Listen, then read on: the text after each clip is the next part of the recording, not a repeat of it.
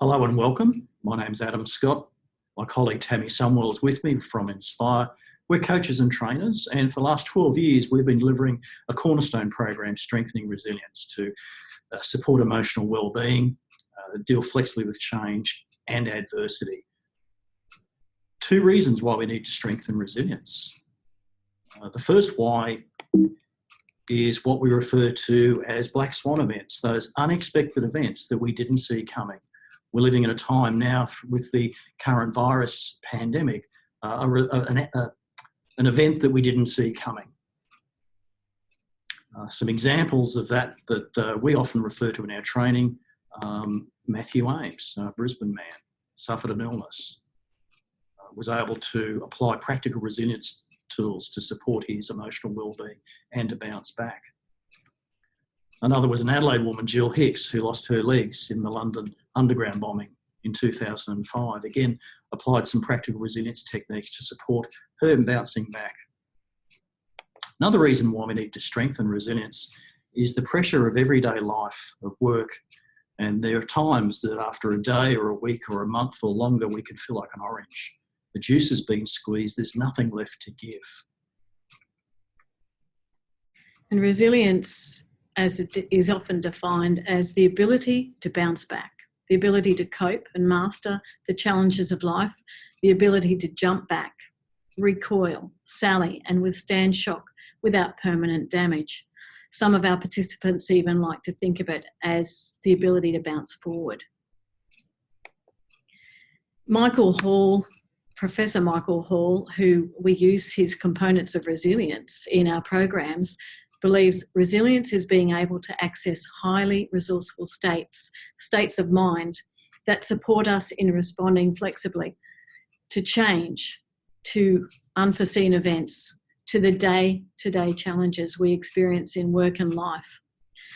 So in his work, he modelled resilience in a wide range of people in 1994 to understand the complex state of resilience.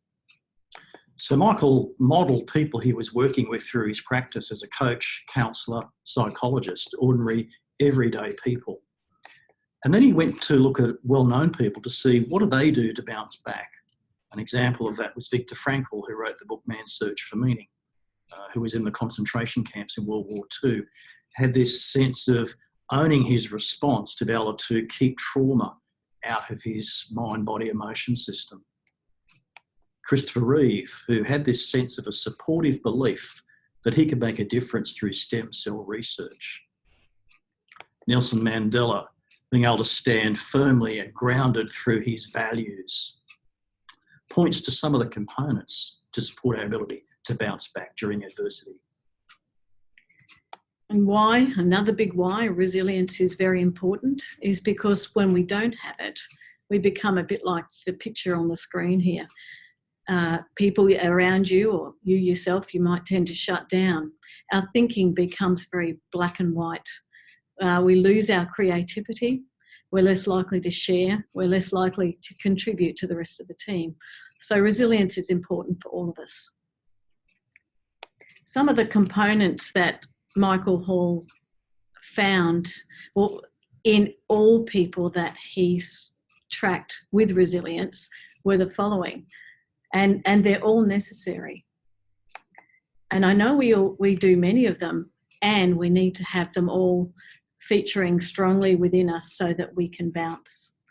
One of those is acceptance,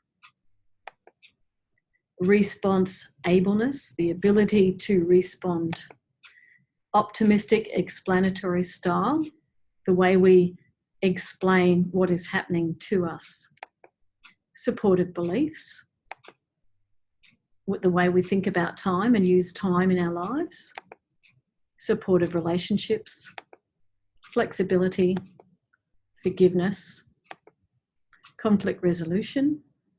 Those skills are very important during times of resilience and at all times. Values that anchor us, and a big picture or a vision for our lives. And these are the components that Michael Hall found in people that were exhibiting resilience, strong resilience. So what's Inspire offering? Well, Tammy and I have been delivering this training in practical, engaging ways in workshops in the health sector, aged care, community care sectors, public sectors, any sectors experiencing change. We want to be able to support people not just through this current trauma and adversity, but beyond that as well, to support their resilience and bouncing back. So we can offer practical content. We can offer that for individuals and teams. We can offer this remotely, online, in the form of training workshops. These could be short duration workshops around some of the components of resilience. We also offer one-on-one coaching via phone or Skype as well. So we hope you've got something from this introductory video, and we'd love to work with you and support you and your team. Thank you. Thank you.